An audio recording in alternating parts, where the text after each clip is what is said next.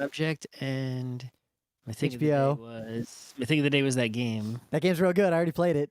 You already played it, of course you did. Artemis Minesweeper. It's harder than I thought it would be. It's really hard. It was like, oh, I see what's going on. I just have to dodge the things. How hard I is was making, and the thing I was looking at a spot that was the bomb, and I kept trying to get to it, but then like a wave of crap would come out. Because I was dodging, I was making all sorts of stupid Minesweeper mistakes I never would have made if the shooting wasn't happening. I was like, no, why did you click on that? Stupid. That's obviously a bomb. I clicked on like 3 bombs. I'm just like, what is wrong with me? If it was regular Minesweeper, I would have perfected it. It was such a simple Minesweep. All right, we got people watching. We're good to go. It's Thursday, December 3rd, 2020. I'm Rim. I'm Scott. And this is Geek Nights. Tonight, we are talking about hair on your body, not the play/musical that everyone in high school seems to want to do. All right, you said that an opening bit? Open away. All right, so this is more Monday action, but whatever, right? So the advent of code is happening, and even as a non-Christian person who doesn't care about any advents, right? Advent of code is a really cool thing, and I think because people are stuck at home this year, it's like its 5th year also. It's bigger than ever, right? Because people now have time to do it. If you don't know what it is, there's a person. I don't know the person's name. I could look it up. I'm sorry. I met them once at PAX East. Actually, I was working. It was like for 2 seconds, but I was working in the tabletop library, and someone walks up to check out a game, and they're wearing an Advent of Code shirt, and I'm like, oh, Advent of Code, and the dude was like, oh, he was so happy. He was like, I'm the guy who made it. I'm like, whoa, that's awesome, right? And then they walked away, and I never saw them again. But yeah, so what it is every day from December 1st through December 25th, this website puts out a coding puzzle, right? It's not technically a coding puzzle. What it does is there's a problem, and they give you a text file with your inputs, and your inputs are unique to you, so you can't just like crib off of someone else's answer, right? And then there's a box. You just have to type in the right answer into the box. You could solve it any way you want. Someone in our forum already, they posted their solution to one. They used Excel. That's totally valid. You can use Excel. I've seen you can use it's like you could do it by hand, right? You could figure out the answer, but the problems are such that you're going to probably have to write a computer program of some kind. But the input's a text file, so you can write in whatever language you want, on whatever platform you want, on pretty much any silicon that you can get to help you is going to be able to get the job done. And the problems get significantly harder as you get closer to Christmas. And also each day actually has 2 problems. And the second problem is and each day is a perfectly new thing, but the 2 different problems on the same day are very related to each other. And if the program you write to solve problem 1 on a particular day is well written and very flexible, you'll be able to solve problem 2 with like a very minor change in a matter of seconds. That is the danger of using Excel to solve problem 1. Sometimes even no changes. But if you write something very specific and inflexible with not very good programming, then you'll solve problem 1, and then problem 2, you'll be like, fuck, and then start over, right? So it's a lot of fun. I'm doing it this year. That we have leaderboards. There's all kinds of things you can get involved with. There's a competitive aspect, although you don't need to worry about that. It's not really that competitive. You basically, it's impossible to compete. Don't even try. So yeah, doing that. And I was thinking, hey, wouldn't it be fun if maybe I could like stream myself solving it, right? Or make a YouTube video? Would that be interesting content? Maybe we'll find out. I'm going to try it later today. I didn't do day 3 yet, right? We'll see. And then I was thinking, how can I make it more interesting? And I'm like, what if I solved it using like my Apple II or my Mac Plus? That would be even more interesting, right? What, are you going to point a camera at your Apple II? Well, so here's the problem. An Apple II GS... Can't run OBS on that. No. I have a monitor for it. It uses an external monitor. The external monitor uses a special RGB cable. So I'd have to point a camera at the monitor. That sucks. There is a thing you can get. There's actually a few different solutions. There's a whole webpage full of different solutions to doing this. But there's a thing called the VidHD. You put it in a card slot in the Apple II GS, and it creates an HDMI output. I might buy one because not only would that make it much easier to use the Apple II GS, it would mean I can get rid of that monitor. I'm sure Yeah. someone wants it because it's a working quality Apple II GS monitor. I am confident you could give that away or sell it easily. Yes. The Mac Plus is even harder. The Mac Plus, right, has a problem in that the monitor is built in. Yeah. So, it's one of those Macs. It's an all-in-one unit. Well, crack it and open. works. Figure out the output that's going to the CRT. You could do that. People have done that, yes, but I'm not doing that. So I go today and I'm thinking, the Mac Plus will be easier. Let me turn it on, right? So I go to turn on the Mac Plus, and I have an external hard drive for it. It's a 20 megabyte hard drive in an enclosure. And I set it all up, and then I realized, wait a minute, where's the cable that connects the hard drive to the computer? Uh-oh, because that ain't USB. I can't find the cable. I looked all over. I don't know what the hell happened to it. I'm just like, Oh no. Hopefully you didn't accidentally purge it in a great cable purge, because we've both done a bunch of cable purges recently. I don't know. I may have, but I used to that always doesn't follow the matter. philosophy of I would keep, if I saw a cable that I did not know I had another one of, no matter what it was, I would keep that one cable. So I had one of everything I'd ever owned. I don't know stopped where doing this that cable a few is. years ago, though.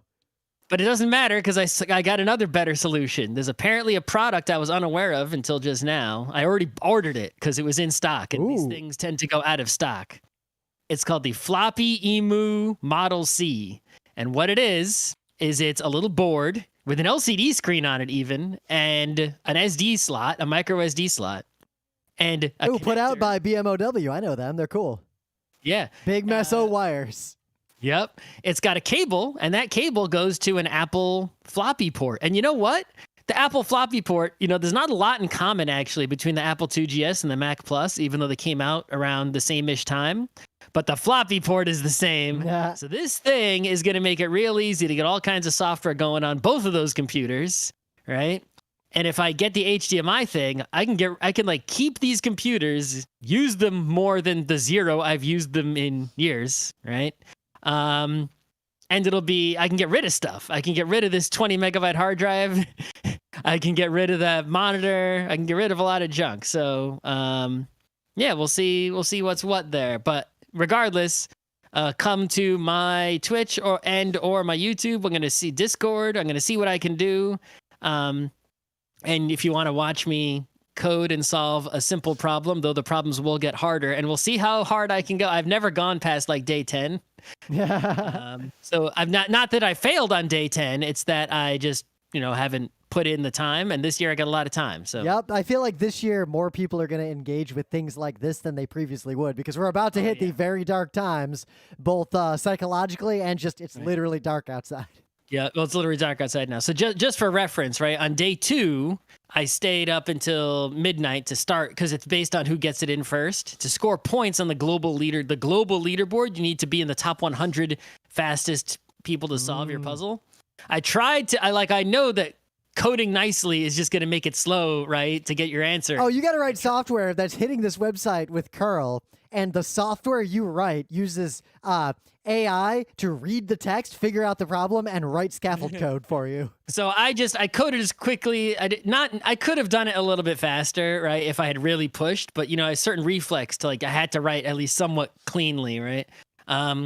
But yeah, I can't doing it. It took me about 11 minutes for problem 1 and then 15 for problem 2, I think. It didn't take that much difference. And I came in 2000th something place. Wow. And so that's how many people were doing it that quickly. And, by now, way more people have done it. So, don't bother competing. Though, granted, the problems are so easy early on.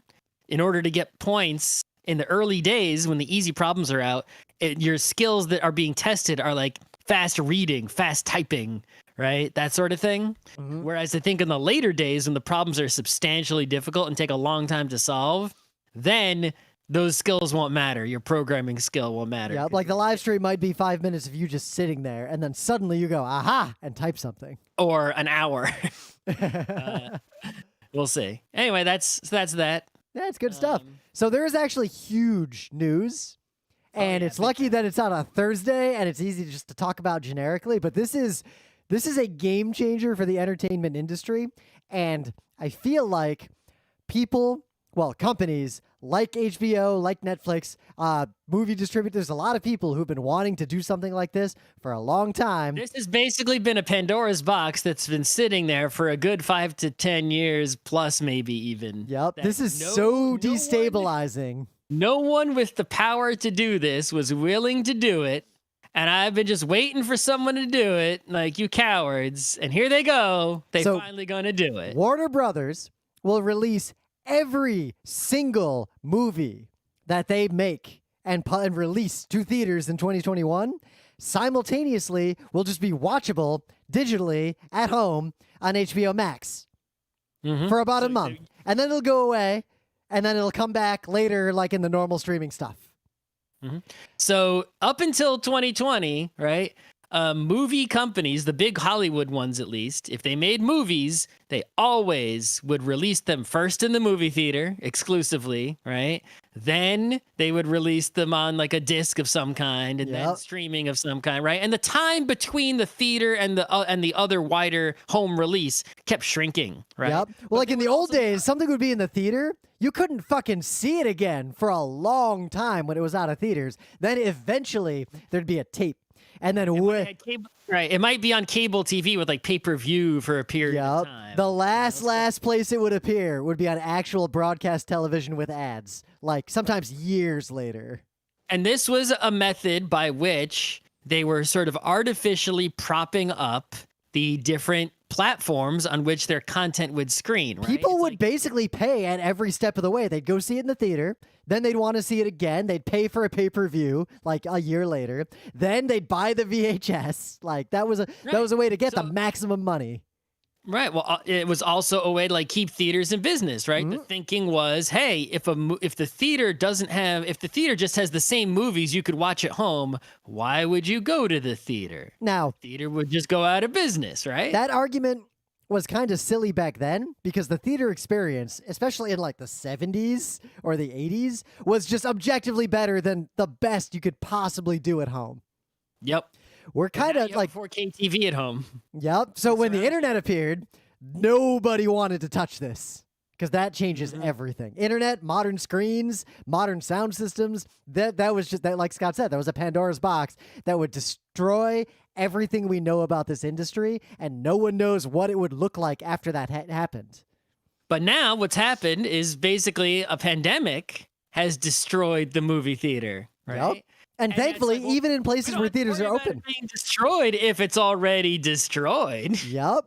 And we've already had, you saw companies testing the waters and doing like a limited, this movie will be on the streaming platform. This one movie because of COVID. But now Warner Brothers is saying, fuck it, this is everything. Yeah. We've also seen minor things happening. For example, we've seen people like, they just make digital screeners of all the movies for the Hollywood people to see and the Oscar reviewers to see, and, all kinds of digital pre-releases for secret stuff, right? Our film festivals been online. We watch Wolfwalkers at one of those, right? So it's like, well, you're already doing that. It's like, and people are leaking those too. So, you kind of are sort of releasing it digitally first, to the pirates at least. Why not at least get money for that? Do it by some means. And also, I don't know if people realize this. There was a rule, an old rule. It's been around for a long time. For a lot of reasons. Yes, it was an antitrust rule. And the rule in the United States was if you're the movie maker, right, you're Disney, you can't own the movie theater. Because if you own the movie theater and you made the movies, right? If you made the VCRs and also the movies, it's like, oh, you got to buy. It's the same way that basically it's what Nintendo did on purpose, right? Where it's like, aha, you want to get your video game on a Nintendo console? You got to make our cartridge and get approved by us, right? It's the same thing the Apple App Store does, right? Yeah. Think about the old Hollywood studio system. Like, imagine if literally AMC makes a movie and you can only go see it in AMC theaters and they can only buy the AMC disc. Yep. It'd be like, okay, well, now someone else wants to make a movie. They can't get it onto screens anywhere because they're not the company that owns the screens. The only movies that would ever be in theaters would be the Disney movies if Disney owns all the movie theaters, right? The end. They wouldn't let anyone else show movies. right? Yep. You see a lot of anti-competitive practices. Like there was a time when our government was interested in forcing the market to be more fair. Our government hasn't been interested in that in some time. So one thing is that it's things have changed in that, yeah, even if Disney owns all the theaters, they can't stop you from putting out a movie because you just put it out. Anyone can just put out a movie. You get everyone can just go to the store, buy a camera if you got enough money, record a video, edit it on your computer with Adobe or something free. I mean, I subscribe to a Patreon where Neil Cicerega will guarantee me a video on a regular basis. Right. It's like, anyone can make video content. This Disney, even if they bought all the movie theaters, isn't holding people back, but they could keep you out of the movie theaters if movie theaters are still a thing that people care about, right? Yep. But movie theaters were already moribund. From what I gather, I was poking around into what's the real state of the theater business, irrespective of COVID. Not good. Theaters are only doing well in major cities because there's a different dynamic there. There's different reasons people go to theaters. But in suburbs, in more rural places, and if people have a objectively better experience at home. Mm-hmm. I think also we've seen over the course of, I guess, the entire millennium, right? I want to say since maybe Star Wars Episode 1 came out-ish times, right? The movie theater has become an event type place, right? Look at Fathom Events. Right. There are some people who go to a movie theater to still just see movies all the time, big time movie people who just love the hell out of movies. Yeah. But I think the majority of people who go to a movie theater do it because you're having a kid's birthday party there or something like that. Or there's a movie that's just so up your alley, you got to see it right away. Yep. Right? Or, occasionally a movie is one of those cinema movies that just is better to watch on a screen that is that big. There's some movies are like that. I think the number one reason people go to a movie theater, right, is there's an event type movie, right? Yep. Like the director is going to give commentary after. Well, no. I mean, just the new Marvel movies coming out, right? It's a big fucking event. You line up at midnight and shit, right? Not event at a specific theater. You're Star Wars came out. It's the next Star Wars movie. People are going to talk about it tomorrow. Right. It's you're going to see that shit in the theater. Even if that was out on DVD on the internet at home at the same exact time, it's you're going to the theater. Right? Yeah, but we've already seen theater usage demographics changing a lot. Look at the crazy success of Alamo Drafthouse and all the people copying them, of radically changing what the theater experience is. Right. They make the theater is now I think what's going to happen is the movie theater will not die completely, but the movie theater, instead of being a thing that is, no matter where you are in the U.S., there's a movie theater nearby where you can see the latest movie somewhere. But they're all interchangeable and generic. Right. I think instead what you're going to see is those are going to go away, replaced by, if you just want to watch movies, you just watch them at home. Yep. Right. The movie theater, you're gonna go to a theater. There will be one near you, but there will be about as many as there are concert halls. Going to a movie will be an event like going to a concert. Which kind of gets back to how early movie theaters were, the old show palaces. Exactly. That's how movies go. At least that's how going to the theater for a movie has been for me for many years. I mean, look at us in New York for the last decade. We rarely just go to the theater, see a movie, and leave. We'll meet all our friends at a theater, watch the movie together, and then go out for a big dinner. It's always And anytime I've gone to the movies many times, but every single time I can think of in years of memory that I went to the movies, it was always some kind of a big deal thing. There was an anime showing one night only. We went to go see something in 70 millimeter, big deal, special limited thing. The director was there. Yep. It was a film festival. It was a Star Wars. It was every single time I went to the movie, it was a big deal. It was never, there's a movie that, I like, and it's in the theater now, and it'll be on DVD later. Let me go to the theater and watch it. I still do the latter a lot. Well, outside of COVID, except it's only really old movies at theaters that have something else going on, like they serve you brunch while you're watching it, like Nighthawk. But that's more, you're going to brunch. There happens. Yeah, I'm going to brunch. I happen to watch Vampire Hunter D over brunch. Right, you're not going to Vampire Hunter, and also you're not going to Vampire Hunter D, and there happens to be brunch. Actually, yeah, they kind of was that. sometimes. Yeah. No. Also, Vampire Hunter D is a special event. They show it kind of right. They do midnight showings of Vampire Hunter D pretty regularly there. Yeah, well, they did. I'm But sure yeah, they so will this is- again. I think they'll survive. I think I was already planning, by the way. I only try to switch my subscriptions around. Oh, we were both talking outside of the show. We were both saying like, wow, HBO Max seems to be like where we should move to. I mentioned it during our show on the New Adventure Time. Before my current subscriptions are Crunchyroll and Netflix, and I guess I always have Amazon Prime, just always because whatever. But yeah, I think that if when this happens, probably, I'm probably going to turn off Netflix temporarily and turn back on HBO Max, and I'll have HBO Max. The tricky part is then Dragon Prince is going to come out on Netflix. Like 4 more seasons of that real soon. Yeah, but I can switch that's always going to be there. So whenever I'm done with HBO Max, I'll switch back to Netflix in 2 year, 3 year, 1 year, whenever I'm in a year. And all those Dragon Princes will be there waiting for me. They're not going anywhere. But I think a few things are going to happen. I think one, we're going to see companies like HBO and Netflix buy theaters out of bankruptcy post-COVID and just run special screenings and things. Like that's going to be a thing. 2, I think we're going to see Alamo Drafthouse will sort of turn into the default. I think you're going to see something like... Oh, by the way, I heard, I don't know how true this is. I should look it up more before saying it. So I'm going to say research this for yourself to see if it's true. But I heard whispers that the people who run Alamo Drafthouse specifically, that company, are like way bad and shitty type people. Or maybe the CEO is shitty or something like that. I heard bad milkshake duck type news about them specifically. Go verify it for yourself. But we're talking not just about that company specifically, but but that style of theater. Any theater that has assigned fancy seats with dinner. Oh, I refuse to go to any fucking theater that doesn't have assigned seats. That's been my thing for a long time. When's the last time I went to a theater that wasn't an assigned seat? Because I'm unwilling to get with assigned seats. The magic is I can roll into the theater 20 seconds before the movie starts and just sit down. The Museum of the Moving Image doesn't assign your seat. That is true. But I've never I've never tried to see something there, and like so many people showed up so early that I didn't get a good seat. Yeah, it's never happened.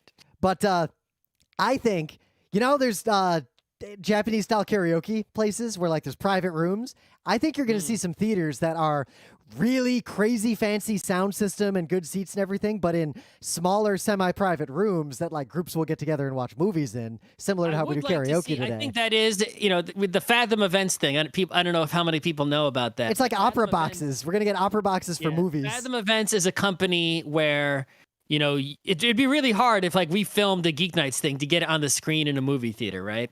And there's a lot of companies that are smaller distributors, like Funimation, for example, right? They make some anime and they want to screen this anime movie that they just licensed in theaters in the US, like a one night only thing. Fathom Events is sort of like an in-between company that helps you get your shit onto theater screens. And they get all these theater, and there's a bunch of movie theaters out there that have a shit ton of screens, and there aren't that many big movies. So yeah, for one night, sure, they'll take one of the screens that isn't showing the top movie and show whatever Funimation wants to show. They'll show Broadway shows in there, concerts. Yep. They got all kinds of random. But here's the thing: one night only, and it makes the movie theater and it makes Fathom and the distributor more money than if they had showed the least popular Hollywood movie at the time on that screen. One more showing. Yep. But also imagine if like Netflix, this is just like the business idea. I could see a company like Netflix making a place that looks like a karaoke place, but it's all these little private comfortable rooms that have like ultra high quality Netflix original stuff. I don't think little rooms. I think your Fathom Events type model will be taken to the next level, where you instead choose there's some sort of user input on what will be screened, right? In the big theater. So it's like, there's a I think you'll see both. I think they'll see the theater near you, and on theater 7 doesn't have anything for an 8:00 showing tonight. And people are going to be like, choosing, like, I really want to see this maybe a new movie, a Netflix original movie came out, something. And you choose that. And then it's like you go to the theater and it ends up that app that's what's popular, so that ends up showing on. In fact, you know what I could see? At 8:00. Here's an example. The Disney theater shows the new Mandalorian at a specific time every week, and people buy tickets to go like see it first and hang out with all the other people who saw it first. Yeah, people would do that. People who are, social show watching type people. But I think that's it. You're going to see there is so much that's going to change in the movie industry over the next decade because of the thing that happened today at 1:30 p.m. Eastern Standard Time. Oh yeah. Like we're not experts in this space. Like you're going to see industry people talking about this for years. Well, someone finally had the balls to do what we always knew could be done, could have been done a long time ago. But yeah, now it's going to be a pandemic made it happen. So you had some news. Emily actually was telling me this story, and I didn't read the article because Emily kind of explained it to me. But that the news article that you gave me to talk about today is pretty good. Right. So I'm not going to explain all the details. You can read them yourself, right? But there was an unidentified object like in space, right? They were seeing it, and they were like, "Is that an asteroid? Like, what is that?" They're like, "No, it's not an asteroid. We don't know what it is. It's something." So they looked at it, and basically their guess was that, in the 60s, when they were trying to go to the moon, right, before they had Saturn V rockets, a different rocket they had before then was the Centaur rocket. And one of the rockets they sent up in the 60s, was a multi-stage deal, right? And one of the stages, one of the upper booster stage, went missing in the 60s. And they saw it, and somebody real smart said, "I bet that's what that is. I bet that's that booster that we lost in the 60s. But how can you know? How can you know? It's just like a dot of light in space that's like blinking or whatever the fuck. How do you know what the hell that is, right? You look at it with your telescope and shit, and it's just like you can't visually identify it, right? It's like you would need to zoom in so much. It's like we don't have... Well, like most modern astronomy is just inferring information from the photons themselves in ways that humans cannot perceive. So the way you identify it is basically with spectronomy, right? I guess, is that the right word? Right? You look at the spectrum of electromagnetic waves that it is reflecting, because most materials in the world, right, have a unique, right, spectrum of electromagnetic waves that they reflect versus absorb compared to what the sun puts out, right? The sun puts out like fucking everything from infrared to ultraviolet, all over the place, right? I guess not everything, but a very wide spectrum, right? Our sun is not outputting those high energy photons that come, like cosmic rays that come from out in deep space. I hope not. If that starts happening, we're in trouble. Right.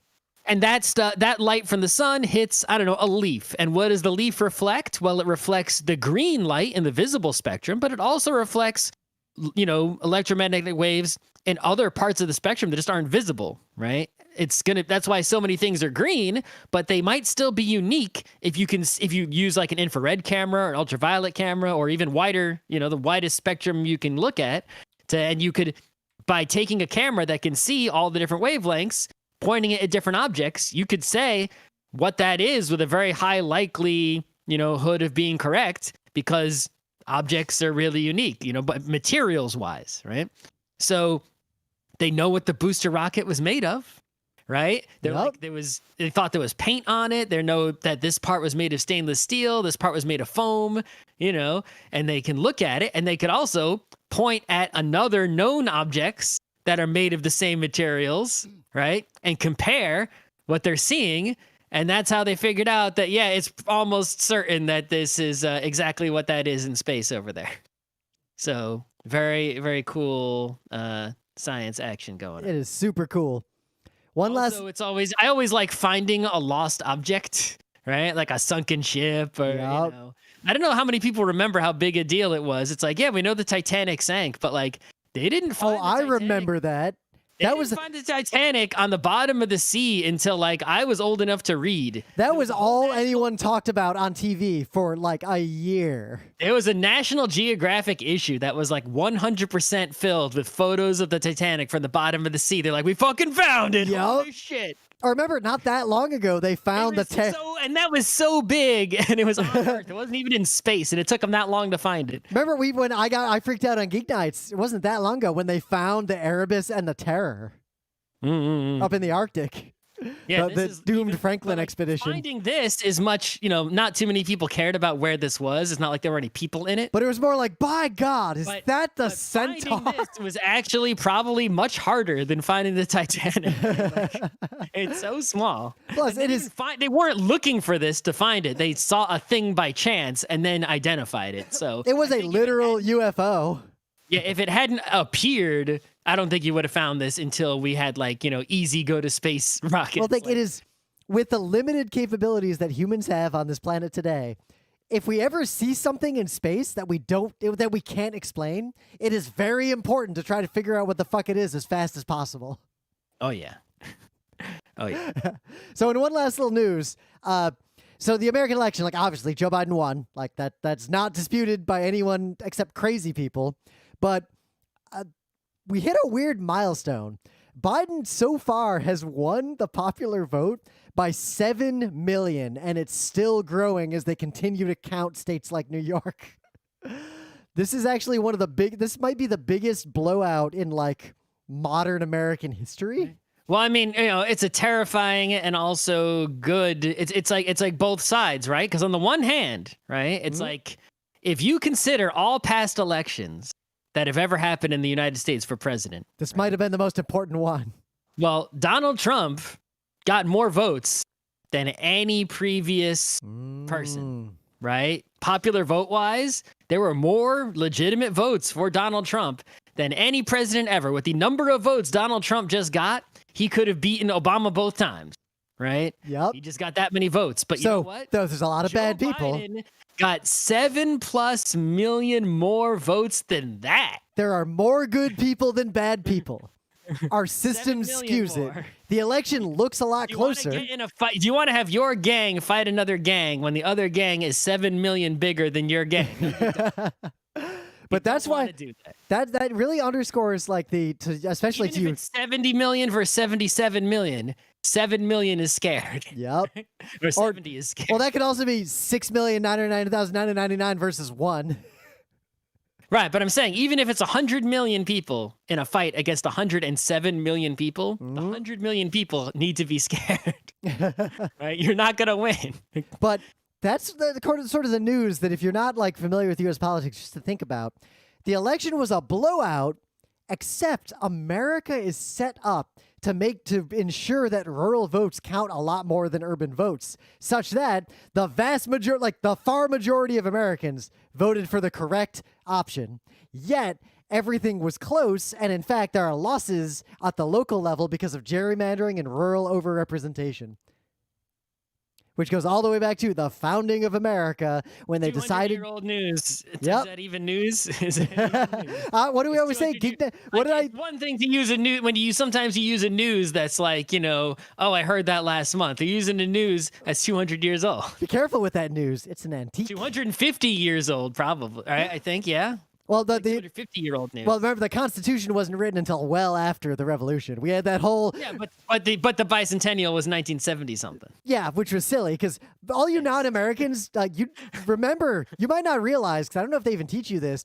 When America got independence, we founded this bullshit government that just sucked, and after a decade, we were like, "Wow, fuck this," and we rewrote it all. Yep. I don't think they teach that outside of the U.S. They taught it to me, but yeah, we should do it again, maybe. I think we're getting close to that.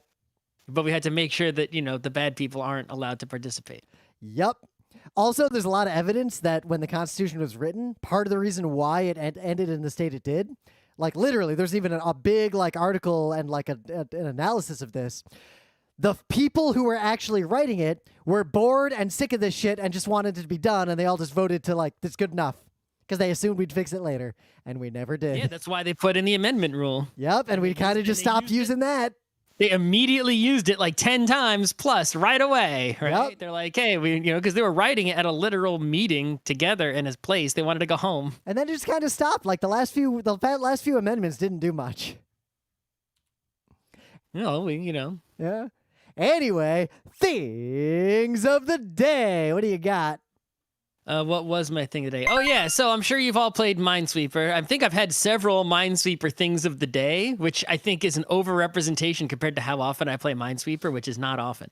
I used to play it a lot. There was a time when that was very There important was to a me. time when I played a lot. That time is not recently, but I don't know if you know the website itch.io. Itch.io is a great website where indie game makers mostly, but you can sell pretty much any digital goods on there, but it's mostly games, tabletop RPG, PDFs, that sort of thing. And so there's a lot of great stuff on there. They actually recently on Black Friday, what they did is they had a special day where itch.io took no cut, and they gave, when you bought something in itch.io, all the money went to the developer or designer, artist, whatever, and that was nice. That I think is over now, but it'll come again, I'm sure. Regardless, there is a platform called Pico 8. I saw this on display most prominently when we were at Gamer X. And this amazing creator, Driggs, I think that's how you pronounce their name. And they had like this game with a spider, like a web, and it was like this amazing. It's basically basically Pico 8 is a fake video game console that never existed, and you can make games for it as if it did exist and run them on your normal computer, right? And it basically provides these sort of limitations, right, as if you are programming a game for like this limited old, computer with only so many. Fuck, colors. this game is hard. Anyway, I'm playing it right now. Somebody named Numachi Tamanegi. I'm probably pronouncing their name wrong. I'm sorry. The last Tamanegi. I don't know where to Tamanegi. Whatever. Sorry. So, this person made a game called Artemis Minesweeper. Right? It's an apostrophe after the end of the S because it's the minesweeper that belongs to Artemis. It's a possessive, right? And it's Minesweeper.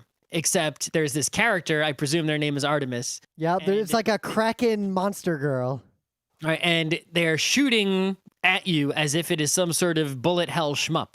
And while you're solving the little minesweeper, which under normal circumstances would be an easy minesweeper, your mouse cursor has to dodge all this bullet hell bullets. It is so hard. And also, if you click a bomb, you don't die. You don't lose immediately. You just take damage, the same amount of damage you would have taken if you got hit by a bullet. And you lose if your health runs out. You win if you solve the minesweeper before your health runs out. It's an amazing game that I can't believe they're able to come up with a genius idea, get it to run on Pico 8 and look so good and work so smoothly. And here it is on itch.io. You can just go play it. I think you can also pay what you want for it because it's itch.io. That's usually how that works. Let me take a look.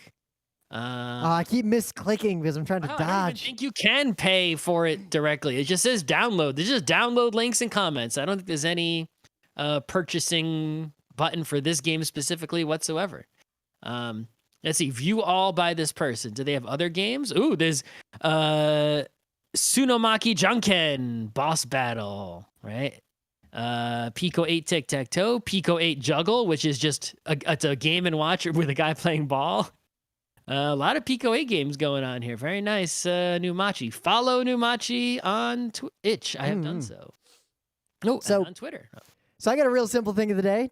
The article's old, but I came across this because people were talking about it recently for some reason, and I didn't know it existed.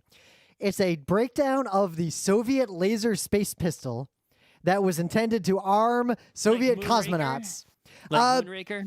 So here's the cool thing. It was real, but it wasn't to attack people. It was to attack satellites and sensors. It's a gun that uses chemical cartridges and electricity that would basically expend these cartridges to shoot out huge amounts of photons and electrons, basically to destroy satellite sensors and attack like things that could be used to wage war in space. So you Good couldn't idea. really shoot a person with it, but you could shoot a satellite with You it. could shoot a person with it. It just wouldn't do much. Yep, I guess it could. If you shot a person in the face with this, I'm pretty sure it would permanently blind them. If you shot him right in the eye, yeah, probably. Yeah. It basically is a super, super powerful laser that only goes off for like a tiny, tiny fraction of time. But if you shoot it right into like a camera sensor, it's like the digital camera Yep. sensor, it's done. I mean, if you If you point shoot a it good right on camera it- like right at the sun, you're gonna fuck it up. Right? If you shoot it right at some film, it's done. Right? It's Yep. like most digital sensors just cameras. But the article's pretty cool because it actually talks about like how it worked, why it was made. Like they had to deal with stuff like it had to not mess up the atmosphere or be toxic like inside of a space station. because yeah, you would very use it like in a space station, like shoot it out the window.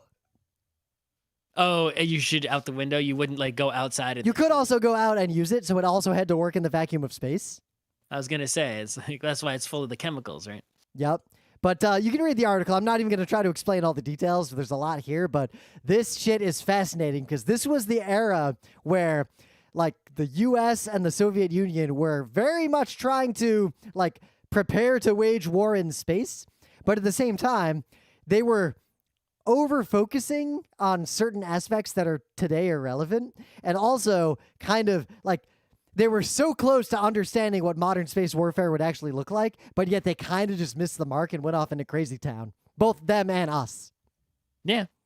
I mean, have you seen Moonraker? In the meta moment, we're still stuck at home. I thought about reading that book, but I also thought about it, but I'm still reading that nonfiction book on elections. I'm reading the Adventure Time comic. Ooh, I got to read more of that. I read a bunch and I kind of just stopped. It was real good. It's really good. I guess tiny review, right? It's really good. At least I'm only in volume 1 or 2, and there's a lot of them. I have all of them.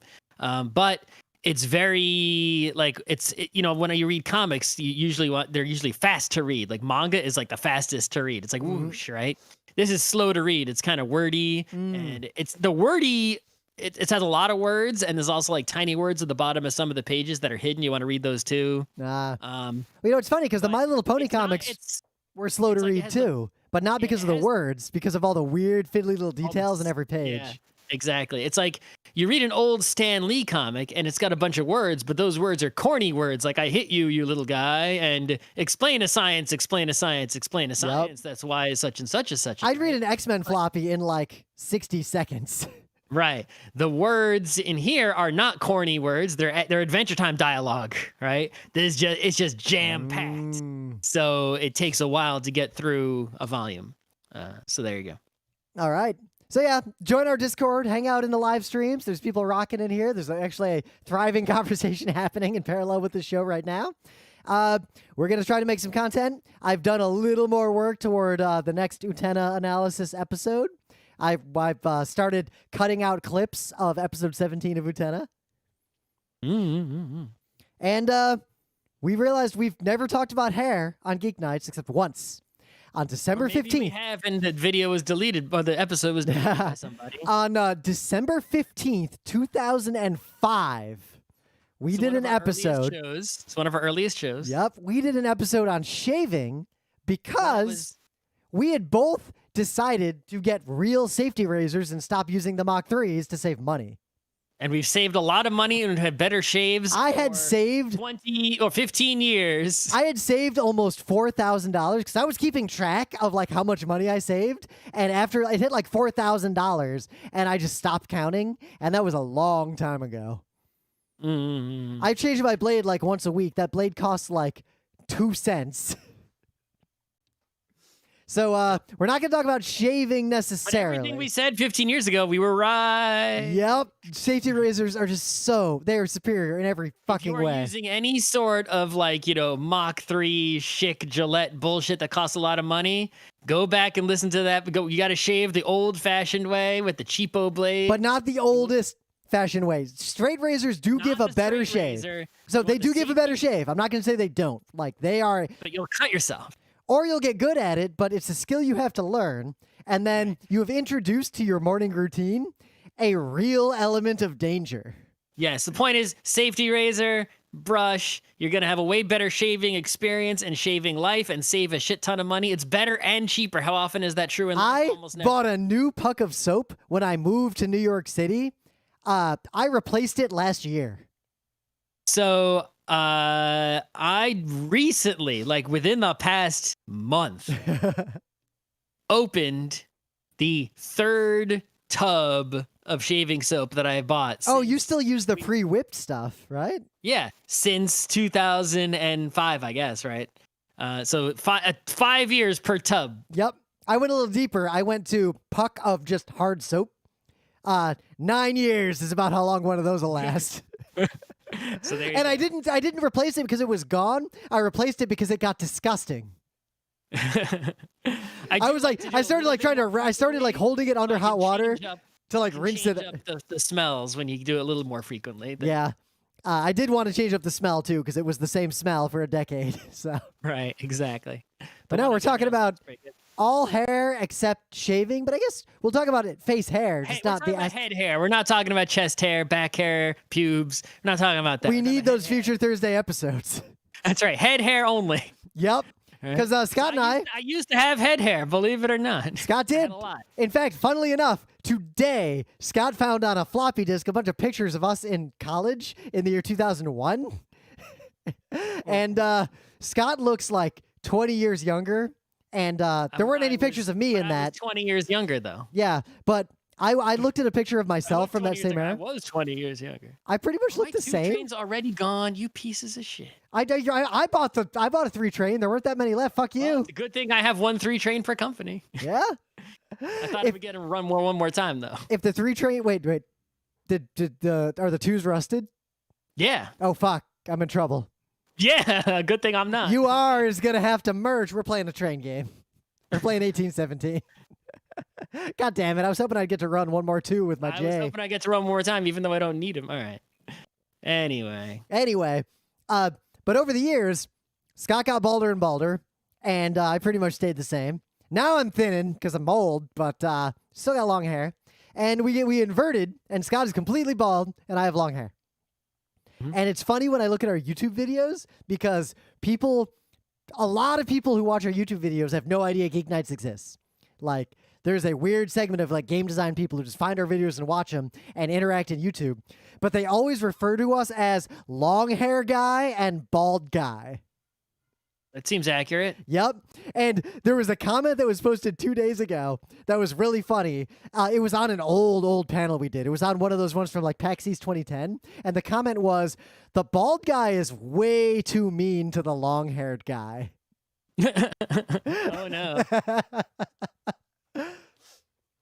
So, long hair is kind of a pain in the ass. I've gathered that from the people that I'm aware of who have more like, long hair. I would never get rid of it unless I got too scully and was forced to. Like, I love having long hair, but you will, like, roll over on your own hair in bed and wake yourself up from, like, yanking it. You will get it caught in stuff. It'll, like, stick to certain kinds of clothes like Velcro. Well, it's like you shampoo. Like when I shampooed and I had hair, I never Yep. had long hair, right? I would shampoo, I'd rub my head to lather it up. But how do you shampoo the hair that's like way down, far away from your The scalp? pro move, you don't. If you don't shampoo that shit at all, only shampoo to clean the scalp. The hair just rinse out. Okay, so You don't- only don't, put conditioner Grab in. the hair in a bunch and try to like shampoo. all No, of the that would just tangle it into an impossible nightmare. What I do is I Okay. shampoo it, just the top, with Selsun Blue, because I'll get some dandruff otherwise. And I only do that like once a week. Otherwise, I just rinse it, and then I put conditioner all the way in, and I comb it all out and straighten it. So you don't condition the dangling parts either. You just. Oh, no, I condition- mostly condition the dangling parts. I don't condition the parts by my scalp. So you squirt some goop on your hand. Like how Yep. do you physically rub? So it into the shampoo goes in dangling- my hand, just on the scalp, and then I rinse it all out. Then I rinse the hair thoroughly. Then I put a bunch of conditioner in my hand, and I only put it in the long part. How do you put it in? Like you just sort of like. I just reach bundle up it and like up hold the sort of hair mush- and just kind of mush like it? finger comb it with it, and then I take a comb in the shower and I comb it while the conditioner's in there. Oh, so you sort of like use your fingers as a comb covered, and your fingers are covered in conditioner. Basically, yeah. You comb through all the hair with your fingers till all the the goop is on the hair. And Basically, yeah. Then use a real comb. But when my hair was the longest it ever got, when it was kind of past my ass, it actually took a lot of conditioner, and I have kept my hair actually a lot shorter than I used to for many years. I keep it like a couple feet, like it goes past my shoulder blades. Of course, now COVID, it's actually getting real long because I'm not willing to go get a haircut. Mm-hmm. All right, so but when you have the long hair and you do go to get a haircut, you got to pay more money, right? Yep. So I remember when I first started having long hair, I went to my usual barber, and they said they had to charge me the women's price. They just charge more if you have long hair. Straight up. More work, Yep, it is more work. There's a lot more stuff to do. If you and it's mess it weird, up, right? you can't fix it. right? And it's got this weird sort of intermingling with like sexism, but also Yep. reality, right? Oh. On the one hand, it's like we've created this standard, for like, women to have long hair, and then therefore haircuts cost more, but it's like, well, there's also more like a Working lot of times when people say a quote women's haircut, they also mean styling, which is expensive, but also very difficult and time consuming.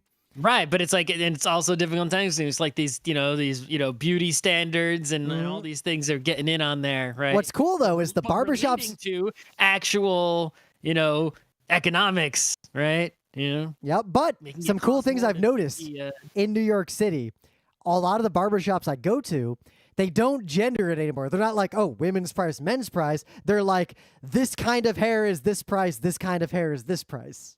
Right, but it's still the social, despite how much progress we've made and how many people of, like you're a dude with long hair. Yep. Right? That was actually moderately controversial when I was in middle school and high school right, that I had long hair.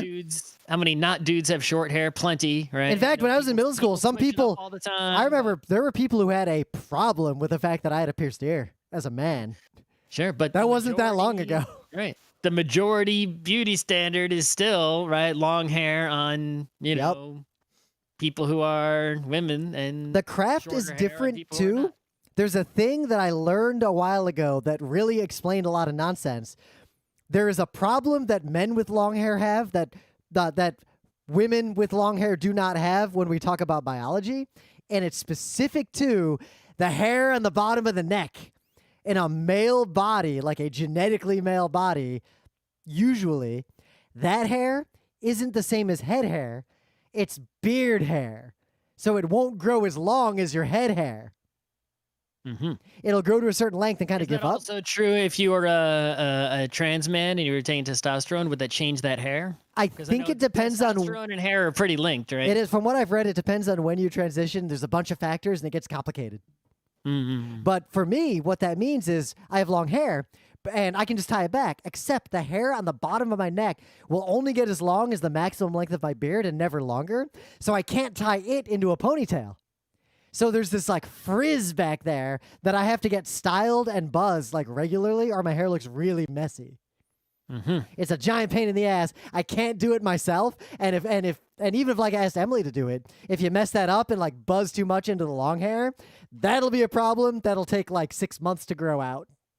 Yeah, I mean that's the thing is that on anyone's body, right? When you start, getting more hairs from puberty and whatnot, the different kinds of hairs grow in different parts of your body, right? Yep. It's like my arm hair. It's like if I did absolutely nothing, if I was like a caveman, I wore no clothes and I applied no products and I did no grooming, my arm hair would still be different hair from my head hair. Yeah. It's just how Or hair different is. people, due to genetics, have different kinds of hair. And that's where you get into now racism and the fact that a lot of hair products and a lot of styling guides are aimed at the default, like straight or wavy white person hair and not all the other kinds of hair people might have. Mm-hmm. Or depending on the country you're in. Right? Yep. I'm talking from an Amerocentric perspective. Right, but I'm saying like, let's say you go to China, right? If you don't have, the hair of a Chinese person and you're in China, you're going to maybe have a hard time finding, things that are going to work for you. Yep. I remember a couple of years ago, I went to a barbershop that was it was like a fancy barbershop that would do like straight razor shaves and stuff. And I went to it in Midtown. I was like, I need a nice haircut because I'm going to go on the Strip. And they were like, you have long hair. We don't know how to cut it at all. We specialize in these kinds of hair. I will fuck it up. And they actually gave me a referral to a different place that could cut my hair. Mm-hmm. I mean, it's the same if you bring your car to a place they can't work on it. Yep. But yeah, so let's, I guess I'll talk about having no hair. So my whole life I had hair, but I almost always, had some sort of short haircut of some kind, right? Sometimes I would go shorter than other times. Sometimes I'd like part it over. Yep. Sometimes I'd like make it go backwards, whatever. I didn't, do too much with it. Mostly I just had hair because I had it and I would wash it and, I didn't want to, like do too much work or maintenance on it. It was a pain in the ass. Yep. And then I was like that until I decided to grow my hair out, and then I had to do stuff to it. Yeah, and some of my relatives, like my dad and his brother, that whole side, the Reuben part of the family, they all didn't have a lot of hair left, And the other side of the family, my mother's side of the family, they all had a lot of hair. They still had hair. They didn't lose it. And So maybe you had a 50-50 shot. who knows how it's going to be, right? Whatever. You know, and then over time, it's like, you know, did I have like some bald spot or some widow's peak? Not really, but what was sort of happening was sort of like an Einstein sort of effect where just I had hair. I still do actually have hair from front on every single part of my head. There's not like some spot where there's like no hair growing. It's just the density of hairs is way less in anywhere on top from the front. You know, it's like at the front of my head, there's still hairs. Middle, I can still feel some hairs. Back, I still feel some hairs, right? But it's pretty much only on the sides of my head and the back of my head that there is still the same density of hairs there has been my whole life, at least since I had hair. You know, babies don't have hair. Not too much anyway. I was born with a pretty substantial head of hair, actually. Yeah. But the top of my head, there are way less hairs. So even if I were to let them grow now, like there wouldn't be a bald spot. It would just be, you would be like able to see through the hairs on the top of my head, straight to the wall behind me. You got to that moment. Yeah, I think a lot of men will get to this point where from the front, like when you're looking at yourself in the mirror, it looks fine. But from other angles, those thin areas appear. Yeah, so like I'm getting that a little bit from because I've tied my hair back so tightly for so long, I've actually fucked up a bunch of the hair follicles in the back of my head near the top. But once I corrected that, I haven't thinned further. But yeah, so, you know, over time in my life, I did different hair. I went to barbers. Sometimes I went to like, you know, slightly fancier, not actually fancy places, right? But slightly not barber places, you know, places that would, you know, shampoo and do stuff, you know, not just cut your hair and send you on your way for $10. You know, I mixed it up. I've had different places. Sometimes I stuck with the place for a long time. Sometimes I, you know, went to a place only a couple times, whatever's convenient, right? And then when I started seeing that, you know, when the trend, the thinning on the top was becoming sort of like too much, it's like, all right, you know, I had enough of this, right? And I said, you know what? I'm going to shave my head, but I don't want to do what a lot of people do, which is use the razor on their head because I was worried about A, cutting my head. Yep. B, that's a lot of work. C, I got to like take a razor all the way in the back of my head. It's like I didn't want to go to that territory, right? I said, you know what? I'll just get the clippers that the barber has, the same ones, Oster 76, you know, the big, right? I can just buy that same thing the barber has, right? I go on Amazon. It's not that expensive. It's $100-something. Right? The cost of what, like 5 or 6 haircuts? Yeah. You know, and it's gonna last me forever. And you know, you can get all the guards for it and different blades for it. You can, you know, you got to grease it. You got to take care of it so it lasts a long time. But you can replace the blades. It's pretty much just a motor with a power cable coming out of it, right? So I bought one, and it's real easy. You can mow a lawn. You can buzz your head. You're not trying to make any particular style. You're just trying to get rid of all your hair. And what I did the first time is I put on a thicker guard, right? And I went down, I think I put like number 1, and I moved, all my hair is number 1. And I said, how does that look? That looks kind of stupid. Let me go to, and I basically just kept decreasing the, you know, the amount of hair. And what I've landed on after, you know, not too long is that at first I ended up just using the 000 blade itself, right? Just directly. But then I realized there was a 50 blade, and I said, is that 50 blade really, like, is that just like a gimmick? How much closer and shorter can the hair be than the 000 blade, right? It's like, I'm already down below 0. And it's like, no, the 50 blade actually is really nice and even shorter than the 30 blade. So all I do is I go in the somewhere that I can safely make a mess of hair, like the shower or a balcony or whatever. I take the 50 blade and it's going, I just mow my whole head like it's a lawn, right? Yeah. Even behind, I just use 2 mirrors, get behind there, you know, to verify, just whole head with the 50. But then there's some issues, right? The issues are mostly right behind your ear, right? The bottom of the back of the neck where Rim's, you know, beard tangly hairs are, right? You know, this right in the very front of the head, it's actually here. And also this sort of front side, not sideburn, but like in front temple area, right? So I have this thing called the T trimmer, right? Which is it's like that tiny clipper the barber uses, right? To sort of clean up the edges, right? And so I got one of those. You can't interchange you can replace the blade if it breaks, but you can't interchange the blade. It's just the T-trimmer blade. And I use that to clean up the edges, right? And then I shave or don't shave my face based on whether I'm bearded. Lately, I'm not bearded. I'm trying to take care of my face. That's one thing. In terms of face hair, I like both of us can grow a really good beard, and I kind of just alternate between beard and no beard randomly. Right now, I'm bearding because I've been too lazy to shave. I've been not bearding because I'm trying to take care of my face skins. Ah, yeah, you've always had a little more like face hair skin troubles than I have. Yeah, my hair skin troubles are more like I'll get tinea versicolor on my chest, but we're not talking about chest hair today. I get that on the back the back of my. And I'll get thick dandruff if I'm not careful with the Selsun Blue, but only on the head and the sideburns. What I've been doing though is I also have the fancy clippers, but I've been using them I've been fading my sideburns myself because as much as I appreciate good mutton chops, my mutton chops do not work or look good unless I grow them like with a full-on beard. Like if I let them just be proper mutton chops, they just look scraggly and weird. So I really got to like fade them regularly. Actually, they're kind of due. They're sticking out past the headphones right now. Yeah. So the final thing I do is after, even if I'm not, even if whether I have a beard or not, right? You sort of still want to even out the sideburns somewhat, maybe, right? So I actually do use the real razor on the sideburn. I do that to sculpt the sideburns, but I use the buzzer with the fade controls to go up and make sure that they're like a nice even look.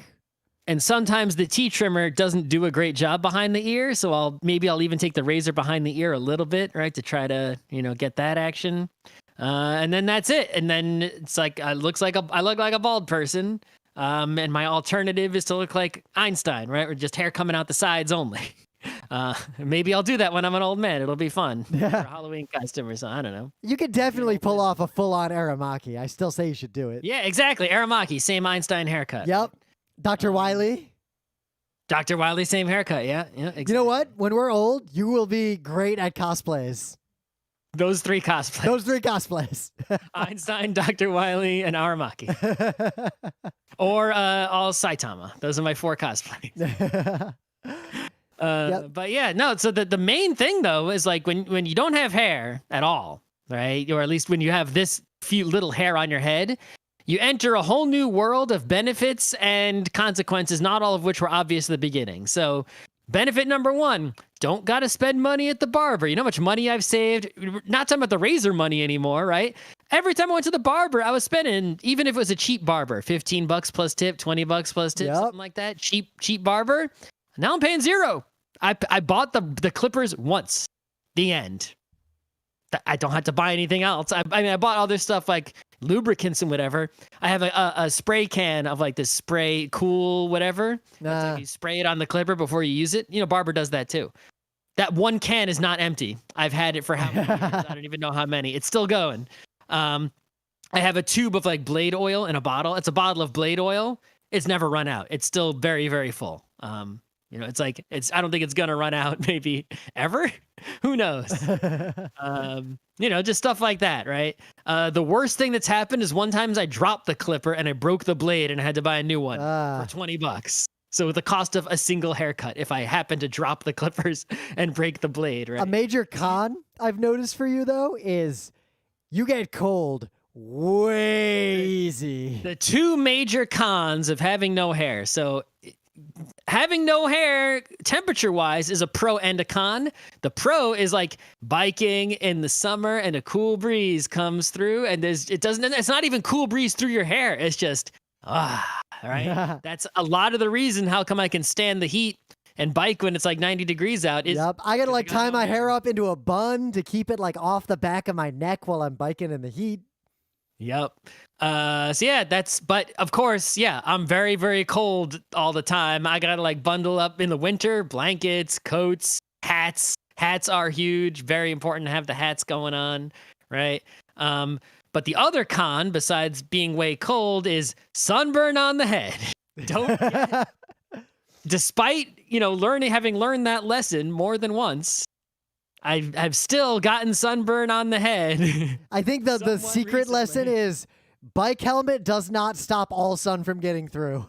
It does not. No. Even because I've got that thin spot in the back where my ponytail pulls down. I've gotten a sunburn there from my bike helmet. There was like this 2 squares of sunburn under the hair because of those holes in the bike helmet. Yep. So the benefits are, the money saving, the cold when you want to be cold, because cold when you don't want to be cold is a con, right? Lack of maintenance. You don't have to like do any hair shit. Like you don't have to like. I do put some like Selsun Blue on the sides mostly, but it's mostly to keep fungus off my back more than it is to stop hair for anything on my head. I do have an oily scalp, which isn't really a problem. Actually, it's not like actually a bad thing. In fact, oil just protects your skin. It's kind of good, but it can also be kind of gross. Just a bunch of sebum all over the place. So if you want to, you can use like facial skincare products on your head, like moisturizers, cleansers to sort of, because your scalp is now skin and not hair rather than shampooing skin, which is kind of silly, right? But you still, the side of your head, I guess, even though it still has hair there, right? So I wouldn't do it on the side. So I guess that's kind of a con. But yeah, it's just like, life becomes comfortable and easy in a lot of ways. You don't got to worry about hair, no bad hair days, no hair getting caught and stuff. No one can pull on your hair in a fight. Yep. I'd always thought about, like, I wouldn't mind trying a bunch of short hair styles. The only reason I don't is that if I want to go back, it's not, I can go from long to short really fast. I can't go from short to long really easily. And the worst part is, if you've never grown your hair out, there's a period where it starts to get long and it looks extra stupid and it's a giant pain in the ass, but it's not long enough to tie back reliably yet. You have to go through this really long, awkward period before it's long enough again. Especially in light of the beard hair nonsense in the back when you're first trying to tie it back. Yeah, so I would recommend to people, if you if you have hair, right, that's growing well, then you should do what you feel like doing with it and then act accordingly, right? How do you want to look? What is your personal image? Whatever that is, make your hair be that way and do what you got to do to make it be that way. High maintenance, low maintenance, whatever, right? But more importantly, if the way learn. you want to look doesn't match up with your money and the maintenance effort you're willing to put in, then you're going to have to make some tough choices. But also learn the deal with your personal hair, and you might find that your hair is a way to where the thing you're trying to do is not feasible or damages your hair. Like, it's very much easier to lean into what your hair wants to do, is my advice. Yep. Exactly. If you're willing to go for it, like, go nuts. I know people who do like crazy radical hair, like really strong dye jobs and weird nonsense, and like that's awesome. But like a mohawk is a gigantic pain in the ass. Yep. Like people I know that have had like mohawks, it's like they only make it straight stand-up kick-ass punk rock on the special occasions. Most of the time they're just shaving the sides of their head and not the middle, and it just sort of flops to the side. It's just hair. Yep. Right? And they only put on all the mohawk effort when it's, time to go out for a reason to be awesome. Convention, whatever. But yeah, if you have hair that is trying to run away from you and you're running out of hair, you could, if you wanted to, try those, don't be ashamed to try, one of those Rogaines, Propitias, whatever. That's transhumanist. That's cool. They have side effects, but they will work. They legitimately work for some people to some degree. I was just, the main reason I never even bothered to try, I was like, that one costs money. Right? Yeah. I was like, how long am I going to be buying that for? And it's also more maintenance, right? Where I was going the less money, less maintenance route. Oh, you know what? I actually just looked up. Apparently, Rogaine works on traction alopecia, which is what I got going from my ponytail. I did not know that. Try it.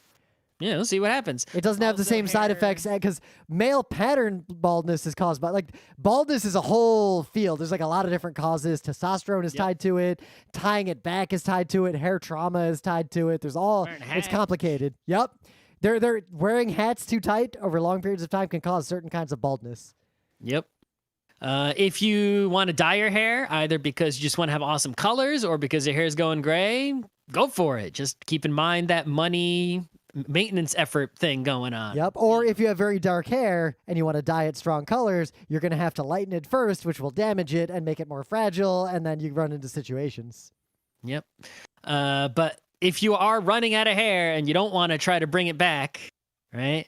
I highly suggest don't try to do some, just go for it, right? It's like, Yep. just shave it all off. It was so easy, and life has been easy since then. In fact, the biggest hassle now is like, it's like, oh, my hair's getting a little long.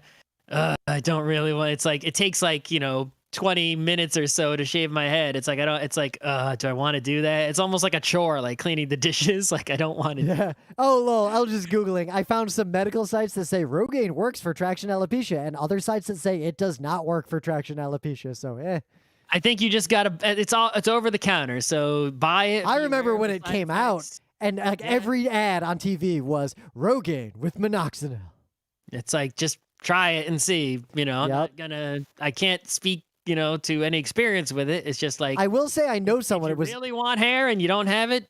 Maybe the one thing I can say that I do know a little bit about this because I do know someone who tried one of the other options to grow hair back or to not lose hair. The difference is things like Rogaine act on the scalp because a lot of people who have male pattern baldness, that it's testosterone scalp interactions that cause the baldness, meaning the treatments mess with your hormones. So Rogaine just does like blood stuff in the scalp and doesn't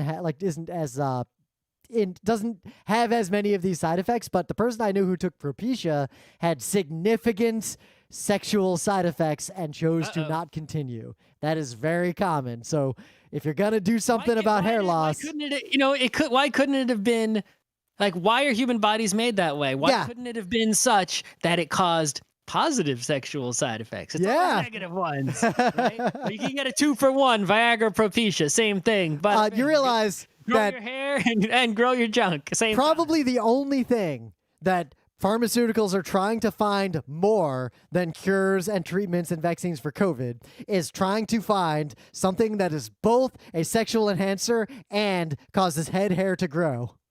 Magic Scott Rubin's magic elixir. It'll do both of those things. Buy some today. $100,000. And I will send you 1 ounce in a tiny bottle. Bloom County called. They want you to pay them for stealing their idea. Yeah, it wasn't their idea. I think that was a fine show. Okay. I stopped recording. There was this problem saving the metadata. Uh-oh.